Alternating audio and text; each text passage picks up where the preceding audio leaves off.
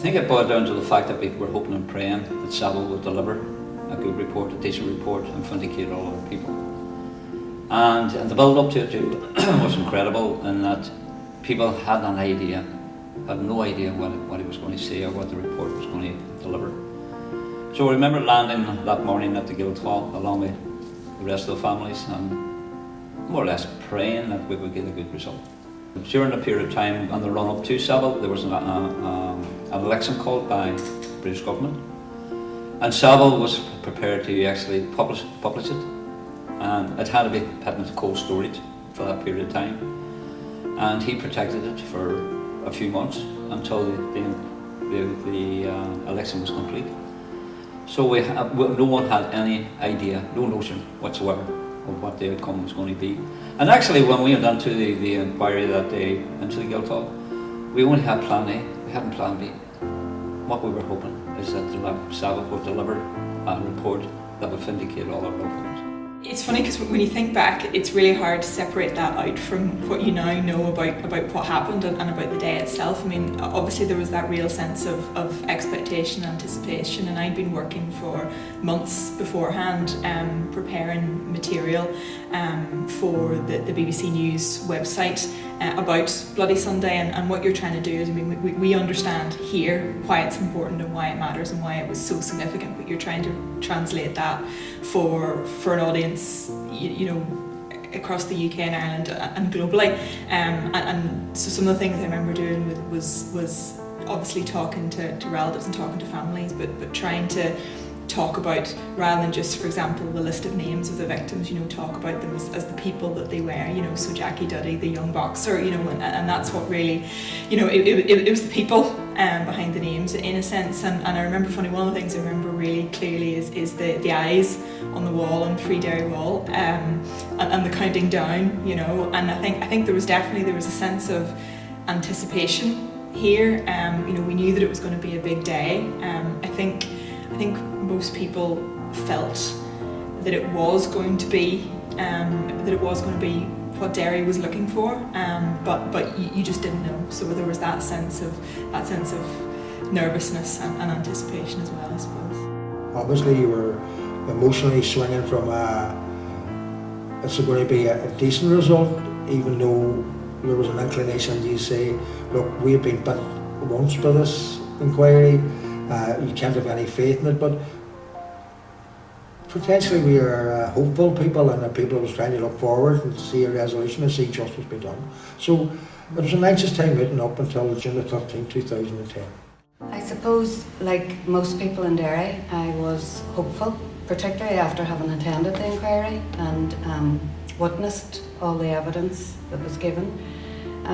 My understanding of the Saville Inquiry from the outset was it wasn't adversarial, but in relation to the Derry witnesses, it certainly felt a lot of the times like they were in trial compared to the witnesses in England, like Heath and Jackson. They were treated very differently, and that was evident from the start. So even though I was optimistic about that day, there was always a wee niggling doubt in the back of my head that it might not just go the way we expected it would. But there was an awful lot riding on it. All the indications were that Saville would change the Woodgery conclusions, you know. And I was very excited going down. I was interviewing to give evidence at the Saville Inquiry. Before the inquiry, my hopes were similar to the families in that the inquiry would deliver some form of truth and justice, acknowledgement and clarity about the innocence of the victims of the day.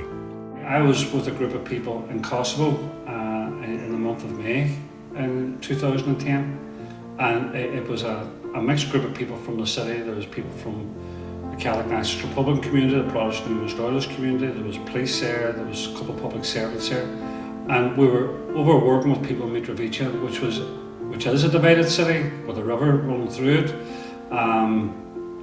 And when we were away for almost a week. We had lots of discussions about our own place, about who we were, about policing, obviously about the forthcoming Saville Inquiry findings.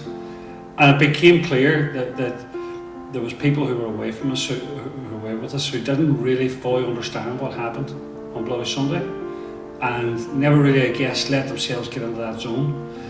And probably would have always thought that the Army didn't get it all wrong. There must have been something else here, and we talked about it when we were away. We talked about the possibility of some of these people meeting the families before Lord Saville gave out his inquiry findings. And when we came home, there was some conversations that were had, and leading on from that, on the Sunday morning, the 13th, at 11 a.m. in the morning, I hosted a meeting between members of the Protestant Unionist Loyalist community who were away with us and some of the Bloody Sunday family members. And I guess that was probably the real point for me of understanding the complexities and the real tension of what was coming down the track, because on one side I had people who either hadn't fully understood or just expected that it couldn't have been that bad because the state wouldn't have done anything that bad, and whilst I knew what had gone on and lots of other people knew what had gone on, here I was hosting a meeting between some of the Bloody Sunday family members and people who felt like that. But it was a very moving meeting, extremely moving, an emotional meeting to say the least, and it was opened up by one of the members of the Bloody Sunday Trust who explained that his father had been shot dead, murdered on the day. Subsequently he joined the IRA and went into prison. And very open and honest meeting about how people had felt, and at the end of the introduction, as good as it was said, but no matter what happens on Tuesday, we'll be coming out on the steps of the Guildhall and we'll be holding a moment's silence for all victims of the conflict, no matter who they are. And that moment was so important, and there was one guy in particular on my right hand side, almost seen a tear come in his eye, and he said, for some reason, this is the first time I've been able to understand that I know now your father was murdered on Bloody Sunday, as were other people. And it was that piece of humanity. Didn't need Tuesday to happen. It was that piece of humanity that changed everything. And the emotion of that moment was unbelievable. And it's certainly something that I was very privileged and feel very privileged to be part of. And on that Tuesday, the members of the Protestant community who were in the room that day were all in Guildhall Square, and they were all listening to what was said. Actually thought it was going to be up in Woodbury, again, number 2. Oh, I'm very nervous. Now, having said that, we spent 13 months going over to London, and the witnesses and all the rest of it, and I knew it was bad for the MOD. I knew it was bad because you can actually hear it, you know. I went to Canada in 1968 and I didn't come back here to 95. I came back obviously on holidays, but not to live. So consequently, the events of Bloody Sunday were not as clear to me as they were to people in Derry. I had questions about it, and when I asked at home, when I would be home on holidays, you got a very blanket answer. Well, everybody knows.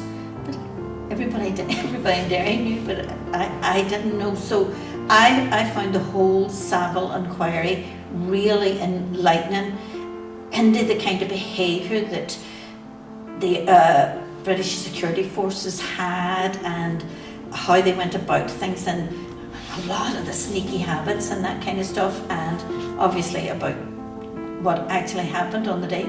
Because believe it or not, I physically didn't know on his body where Kevin was injured.